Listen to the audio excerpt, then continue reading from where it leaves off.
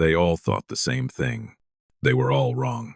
Hugo Proctor was used to solving problems quickly. In his world, delays were optional. That's why he noticed it early. The way his daughter, Diana, started holding her stomach when she stood up. The way her clothes stopped fitting the way they used to. People around them noticed too. They just didn't say anything. Kids grow. Bodies change. Everyone has an explanation that feels harmless until it isn't. Meredith Harris saw something different. She was the one waking Diana up gently in the mornings. The one helping her dress. The one who noticed the swelling wasn't random. It was consistent. Week after week, Diana's belly kept growing. Slowly enough to ignore. Quietly enough to doubt yourself. Until one night, Meredith didn't wait for permission. She rushed Diana to the hospital. The doctor ran a scan. The room went silent. And instead of explaining what she saw, the doctor stepped out and called 911. Whatever they thought was happening to Diana wasn't even close. And by the time Hugo understood why everyone had been wrong, waiting was no longer an option. Before we continue, please like, share, and subscribe, and tell us in the comments where you're watching from. Now let's dive back into the story. The ultrasound gel still clung to Diana's skin beneath the hospital gown as she lay on the examination table, her eyes tracing the water-stained ceiling tiles. She didn't fidget, didn't complain. That unnatural stillness, the kind that belongs to children who've learned silence is safer than questions, filled the small room like a held breath. Meredith stood pressed against the wall, her fingers twisting the hem of her cardigan into knots. The fabric had long since lost its shape. Her mind cycled through the same reel. Diana's belly growing week after week. Hugo's irritated waves of dismissal every time she tried to mention it. The way her employer would cut her off mid-sentence with talk of growth spurts and overreacting. She'd stopped bringing it up 2 months ago, and now they were here. Hugo sat in the plastic chair by the door, one ankle crossed over his knee, projecting the calm confidence of a man who'd negotiated his way out of far worse than a pediatric scare. His fingers drummed against his thigh, the only tell that his mind was working overtime to construct a reasonable explanation. Something benign. Something fixable with a phone call and a check. They would have said something by now, he said, more to himself than anyone else. Meredith's voice came out barely above a whisper. They're saying something without talking. Nurse Alana Brooks had passed by the observation window 3 times in the last 10 minutes, each time her gaze sliding away just before making eye contact. She carried charts that didn't need carrying, adjusted equipment that didn't need adjusting, the kind of busyness people perform when they're avoiding a conversation they've been told to delay. Diana's small voice cut through the tension. Did I do something bad? The question landed like a stone in still water. Sometimes the body tells the truth long before adults are ready to hear it. Hugo straightened in his chair, his reassurance automatic. Of course not, sweetheart. The doctors just want to be thorough. But Meredith noticed what he didn't, the way Diana's hand moved protectively over her swollen abdomen, the shame already forming in the downturn of her mouth. The scan room door stays closed far longer than normal. Through the small window, shadows moved with purpose. Dr. Cross's silhouette merged with another figure. Then, another. A consultation that stretched beyond routine. Beyond benign. The waiting had teeth. Dr. Evelyn Cross entered the room with the kind of measured composure that came from years of delivering bad news. But something was different this time. Her hands didn't carry a chart. Her eyes didn't meet Hugo's with the collegial warmth reserved for men of his status. Instead, she moved to Diana's bedside, her voice softer than her clinical demeanor suggested possible. Has this changed recently? She asked, gesturing vaguely toward Diana's abdomen. Hugo uncrossed his legs, leaning forward with the impatience of a man accustomed to efficiency. Kids bloat. They grow. She's been eating more. Probably just. This isn't growth, Dr. Cross interrupted, her words landing with surgical precision. The room contracted around those 3 words. Meredith felt her knees weaken. She'd known somewhere deep in the part of her that had raised 3 children of her own that this wasn't normal. but hearing it confirmed by someone with authority made it real in a way her worry never could. Hugo's jaw tightened. Then what is it? Dr. Cross didn't answer. Instead, she turned her attention to Meredith, and the maid recognized the shift immediately. This wasn't a question for a parent. This was an interrogation disguised as concern. When did you first notice the swelling? Dr. Cross asked. 3, maybe 4 months ago. Meredith answered, her voice trembling. I told Mr. Proctor. Multiple times. The doctor's expression didn't change, but something flickered behind her eyes. Not judgment. Calculation. She was building a timeline, and Meredith suddenly understood with terrible clarity that this question mattered more than any diagnosis. Most danger doesn't arrive suddenly. It arrives slowly while people explain it away. And they had all been explaining. For months. Did Diana complain of pain, nausea, any behavioral changes? She stopped playing as much, Meredith whispered. Got quieter. I thought she was just adjusting to what? Dr. Cross's tone sharpened. Hugo stood abruptly. What exactly are you suggesting, Doctor? Dr. Cross's silence was its own answer. She glanced at Diana, who had turned her face toward the wall, then back to the adults. When she spoke again, her voice carried the weight of protocol. Miss Harris, could you step outside with me for a moment? Meredith's heart dropped. Doctor. Cross asks Meredith to step outside alone, and the maid knew with the certainty of someone who'd just crossed an invisible threshold that when she returned to this room, nothing would ever be the same. The hallway outside the examination room smelled of antiseptic and something underneath it, fear, perhaps, or the residue of 1,000 difficult conversations held in this exact spot. Doctor. Cross positioned herself between Meredith and the door, her body language shifting from physician to something else entirely. Investigator. Witness. Documenter of truth. Miss Harris, I need you to think very carefully about what I'm going to ask you. She began, her voice low enough that the passing orderlies wouldn't overhear. Has Diana been left alone with anyone regularly? Anyone outside the immediate household? Meredith's breath caught. The question hung in the air like accusation, and she felt her mind scrambling to understand why it mattered. There's staff. The driver sometimes. Mr. Proctor's brother visits occasionally. How often is occasionally? I don't. I'm not always there when. Meredith's voice cracked. The realization hit her with physical force. She didn't know. She was the maid, not the mother. And there were hours, days, sometimes when Diana was someone else's responsibility, someone else's problem. The examination room door swung open. Hugo stepped out, his face flushed with barely contained rage. What the hell is going on out here? Dr. Cross straightened but didn't retreat. Mr. Proctor, I'm asking standard questions given the… Standard? Hugo's voice ricocheted off the linoleum. Are you accusing someone? I'm not accusing anyone. I'm trying to understand. Understand what? That my daughter has a medical condition. Then treat it, and stop interrogating my staff like we're criminals. Meredith felt tears burning behind her eyes. I wasn't always there, she whispered, the confession escaping before she could stop it. Mr. Proctor, there were times when you told me to take the afternoon off, or when you had family over and said you didn't need me. I wasn't. I didn't. Neglect isn't always absence. Sometimes it's assumption. She'd assumed Diana was safe because safety was supposed to be automatic in a house that size, with that much money, with that much privilege. She'd assumed someone else was watching when she wasn't. Hugo's expression shifted from anger to something more dangerous, defensive calculation.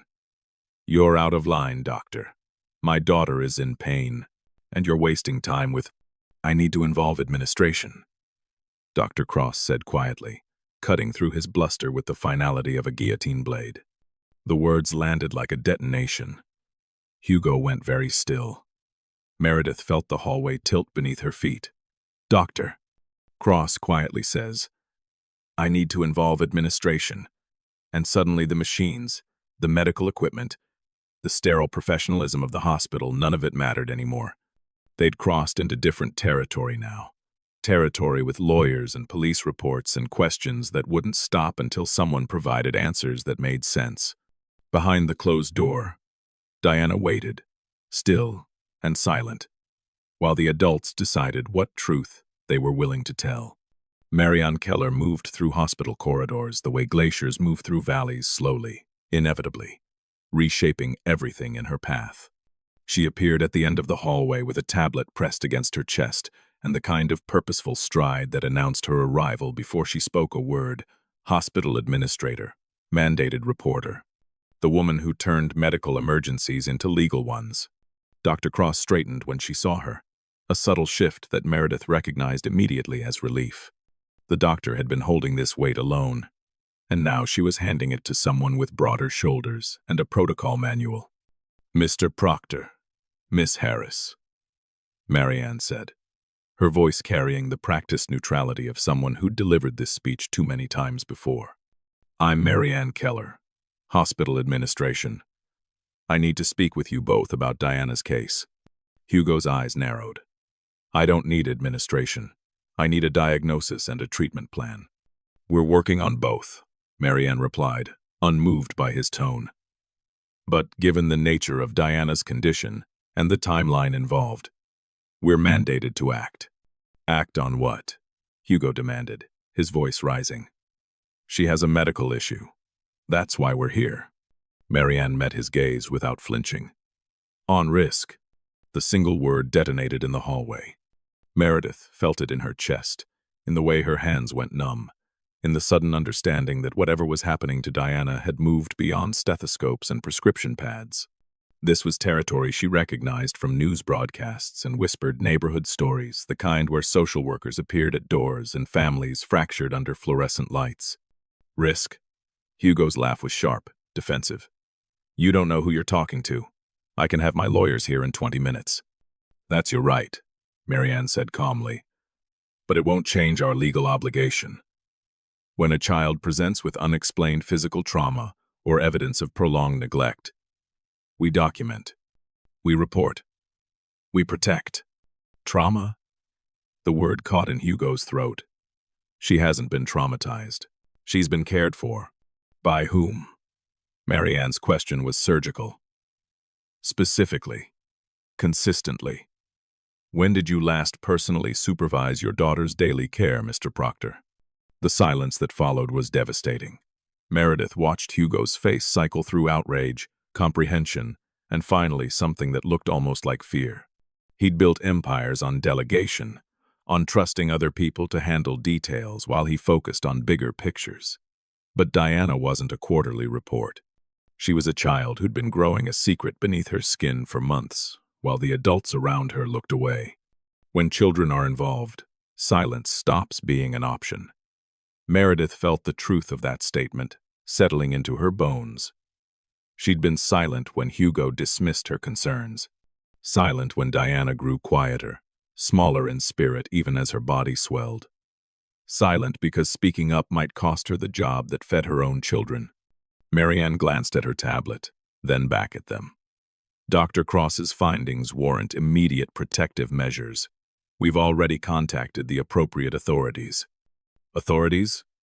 Hugo's voice dropped to something dangerous. "You called the police?" "We called the people whose job it is to investigate when a child's welfare is in question," Marianne corrected. "This isn't just about illness, it's about responsibility." Through the examination room window, Diana's small form remained motionless on the table, unaware that her body had become evidence in a case that was still being written. The audience now knows. This isn't just about illness, it's about responsibility. And someone would have to answer for the months of looking away. Dr. Cross returned to the hallway with her hands clasped in front of her, the posture of someone bracing for impact. Her eyes moved between Hugo and Meredith, measuring how much truth they could handle before the official version arrived with badges and recording devices. "The scan revealed something I need you to understand carefully," she began, each word chosen with the precision of someone walking through a minefield. "Diana's condition shows signs consistent with external interference. Hugo's face went blank. External interference? What does that mean? It means, Dr. Cross said slowly, that what we're seeing isn't naturally occurring. The physical evidence suggests. Suggests what? Hugo stepped closer, his voice climbing. Just tell me what it is. Dr. Cross held her ground, but her expression shifted into something resembling regret. I can't. Not until they arrive. They? Hugo's voice cracked on the word. Who the hell is they? Meredith's legs finally gave out. She slid down the wall until she was sitting on the cold linoleum, her hands covering her face as sobs broke through. I tried to tell you something was wrong, she gasped between breaths. I told you for months. Months, Mr. Proctor. And you said I was overreacting. You said she was fine. You said, don't you dare put this on me, Hugo snarled, whirling toward her. You were supposed to be watching her. That's what I pay you for. I'm the maid. Meredith's voice rose to a pitch she'd never used with her employer before. I clean and cook and drive her to school, but I'm not her mother. I'm not the one who should have noticed, who should have protected. Enough, Marianne interjected, stepping between them. This isn't productive. What matters now is Diana's immediate safety and determining exactly what happened to her. Hugo ran both hands through his hair, his carefully constructed composure finally crumbling. You're treating this like a crime scene. My daughter is sick. She needs medicine, surgery, whatever, not an investigation. Dr. Cross's voice softened, but the steel underneath remained. Mr. Proctor, if this were simply medical, I would be treating it medically. But the pattern of what we've found, the timeline, the specific physiological markers, they point to something that requires more than a prescription. What markers? Hugo demanded. Stop talking in riddles and tell me what's wrong with my daughter. The kind that appear when a child's body has been subjected to trauma it shouldn't have been capable of processing, Dr. Cross said quietly. Truth often arrives with paperwork before it arrives with comfort. She glanced toward Marianne, who nodded almost imperceptibly. The authorities we contacted aren't just medical consultants, Mr. Proctor. They're specialists in cases involving... The rest of her sentence was swallowed by sound. Sirens are heard outside the hospital bay, rising from distant wails to immediate, urgent screams that echoed through the emergency department corridors. Multiple vehicles. Not an ambulance bringing another patient. Something else entirely. Meredith lifted her tear-stained face. Hugo turned toward the sound, his skin gone pale. Through the window at the end of the hallway, red and blue lights painted the walls in alternating shades of emergency. They weren't coming to help. They were coming to investigate. Evan Proctor arrived like a storm front, his expensive shoes clicking against hospital tile with the rhythm of barely contained fury. Hugo's younger brother had the same sharp jawline, the same commanding presence. But where Hugo's power came from money, Evan's came from control. He was the family's fixer, the one who made problems disappear before they reached the morning headlines. What the hell have you done? Evan hissed, pulling Hugo aside near the vending machines while uniformed officers conferred with Dr. Cross 20 feet away. Do you have any idea what this looks like? Police at a children's hospital, with our name attached? Hugo's face was ashen, his earlier bravado replaced by something that looked dangerously close to breaking. They say Diana's been that someone might have. I don't care what they say, Evan snapped. Do you know what this will do to us? The foundation? The board seats? Dad's legacy? Everything we've built will be dragged through every tabloid and social media cesspool in the country. She's a child, Evan. My child. Which is exactly why you should have handled this privately. There are discreet physicians, private clinics where... Do you know what ignoring it already did? Hugo's voice cracked, years of compartmentalization finally fracturing. She's been in pain for months, growing something that shouldn't be there. And I told everyone it was nothing. I told myself it was nothing because that was easier then. Then what? Then admitting you weren't paying attention? Evan's words were cruel, calculated to wound. That's exactly what they're going to say in court, Hugo. That you were too busy managing your portfolio to notice your daughter was being— Stop! Hugo's hand shot out, gripping his brother's arm. Don't finish that sentence. Meredith stood 15 feet away, pressed against the wall like a ghost haunting her own life. She watched the Proctor brothers negotiate damage control, while Diana lay in a room neither of them had entered in the last 20 minutes. The maid's voice emerged quiet, but cutting through their argument like a blade. She kept growing because no one listened. Both men turned toward her, startled to remember she existed. I told you, Meredith continued, her voice gaining strength. Every week for 3 months, I told you something was wrong. And you, she looked at Hugo. You said I was being dramatic. You said girls develop differently. You said I should focus on my job instead of playing doctor. Evan's lip curled. The help doesn't get to. The help is the only one who noticed. Meredith's shout echoed through the corridor, drawing stares from nurses and family members in the waiting area. I'm the one who fed her breakfast and saw she couldn't finish it. I'm the one who heard her crying at night when everyone else was asleep. I'm the one who was actually there. Some families protect their image so fiercely, they forget who they were supposed to protect. The words hung unspoken between them, visible in the way Evan's jaw tightened, in the way Hugo couldn't meet Meredith's eyes, in the expensive suits and practiced responses that valued reputation over truth. A police officer, young, female, with a notebook already in hand, approached the fractured family group. Her badge read Officer Santos, and her expression carried the weary compassion of someone who'd worked too many cases like this. Miss Meredith Harris? She asked. Meredith nodded, her heart hammering. We'd like to speak with you first, if that's all right. Somewhere private. Police asked to speak to Meredith first. And the maid understood with terrible clarity that she was no longer invisible. She was a witness. Maybe the only witness who'd been watching closely enough to see the truth no one else wanted to acknowledge. The interview room was small and suffocating, but Officer Santos had insisted that Diana be present with a victim advocate before any further questioning occurred. When they finally allowed Hugo and Meredith back into the examination room, Diana was sitting upright on the bed, her legs dangling over the edge, that same eerie calmness wrapped around her like armor. Dr. Cross stood nearby with Nurse Alana, their faces carrying the weight of a conversation the adults hadn't been present for. Hugo moved toward his daughter instinctively, but stopped short, as if unsure whether he still had the right to comfort her. Sweetheart, he began, his voice hoarse. The doctors told me you've been feeling sick for a while. Why didn't you say something? Diana's eyes dropped to her lap, where her small hands twisted together. I did. Kind of. What do you mean, kind of? I told Miss Meredith my tummy hurt, but then you said she was being dramatic about it, so I thought. Her voice trailed off, barely above a whisper.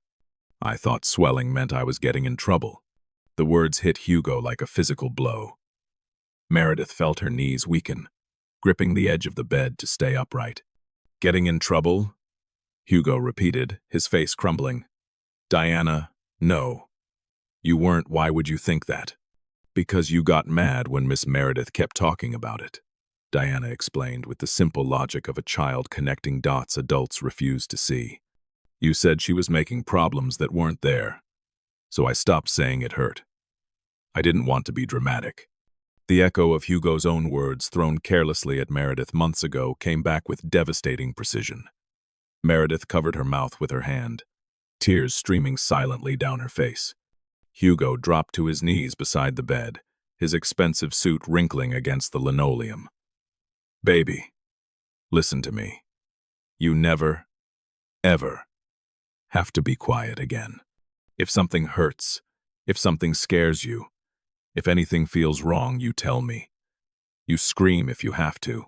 I will always listen. Always. Do you understand? Diana nodded, but her expression remained guarded. The expression of a child who'd heard promises before and learned they came with conditions. Meredith found her voice, raw and breaking. She learned that here, she said, looking directly at Hugo. In your house. She learned that her pain was inconvenient. that speaking up caused problems, that being sick was being dramatic. Children don't hide pain because they're strong. They hide it because they're taught to.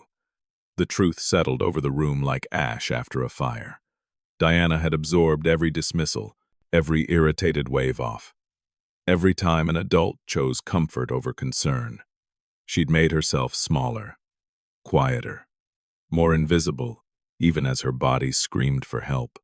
Dr. Cross stepped forward, her clinical mask slipping to reveal something that looked like exhaustion mixed with relief. "Mr. Proctor, I need you to understand how close we came." Her voice dropped.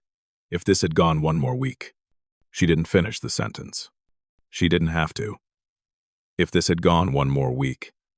She doesn't finish the sentence. But everyone in the room could imagine the endings she wasn't saying. Sepsis. Organ failure. Internal rupture. Death. Hugo's shoulders shook with silent sobs, his hand reaching for Diana's, finally understanding that his daughter's silence hadn't been strength or obedience. It had been survival. The pediatric ward was quieter than the emergency department, softened by pastel walls and cartoon characters that tried to make illness feel less frightening. Diana had been moved here 3 hours ago, an IV line threading into her small arm, pumping antibiotics and fluids, while specialists consulted in hushed tones outside her door. The swelling, they'd explained, was an ovarian mass, benign, thankfully, but complicated by months of untreated growth and the internal damage that comes from a child's body trying to accommodate something it was never meant to carry. Hugo sat in the chair beside her bed, holding her hand with the desperate grip of a man trying to rewrite history through touch alone. His phone had been buzzing non-stop. Evan, the lawyers, the PR team assembling their narrative, but he'd silenced it all. For the first time in longer than he could remember, his daughter had his undivided attention. Meredith stood by the window, watching the parking lot below where unmarked police vehicles still sat, their investigation continuing with the quiet persistence of people who'd seen too many cases where discomfort was dismissed as drama. Officer Santos had been thorough but kind, documenting Meredith's timeline, her repeated attempts to raise concerns, the pattern of dismissal that had allowed Diana's condition to worsen unchecked. "They believed me," Meredith said softly, more to herself than anyone else. "For months, I thought I was going crazy, like maybe I was seeing problems that weren't there." "You weren't crazy," Hugo replied, his voice hollow.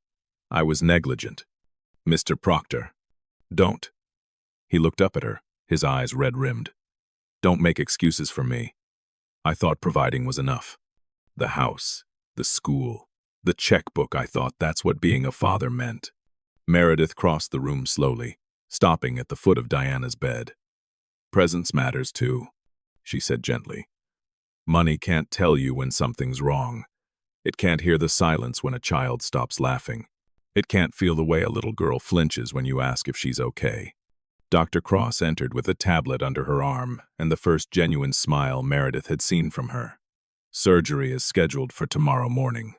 Dr. Patel is one of the best pediatric specialists in the region. Diana's prognosis is excellent, especially now that we're intervening." "And if we'd waited?" Hugo asked, though he clearly dreaded the answer. "Listening saves lives," Dr. Cross said simply. "Miss Harris gave you that gift months ago. You just weren't ready to receive it." The words weren't cruel, just factual. The kind of truth medical professionals learn to deliver without judgment, because judgment doesn't heal wounds or save children. Diana stirred in her sleep, her hand tightening around her father's.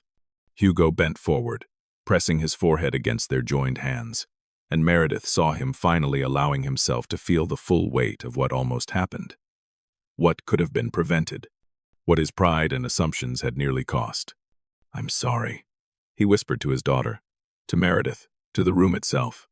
"I'm so sorry." Meredith didn't respond with reassurance or absolution. Some apologies needed to sit in the air, uncomfortable and unresolved, so the person offering them understood that words alone couldn't repair what neglect had fractured. If this story made you uncomfortable, it's because too many children wait for adults to believe them.